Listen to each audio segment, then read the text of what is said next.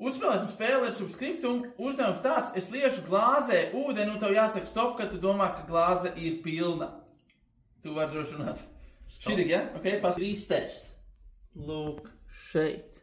Otrais, Maikls, aiziet. Tātad es leju un saki, kad tu domā, ka glāze ir pilna.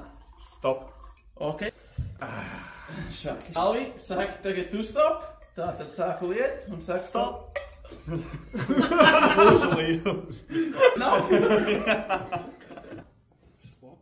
Ceturtais, pēdējais kandidāts, aiziet. Arman saka stop, kad ir pilns. Kad tu jūti? Stop. Ok.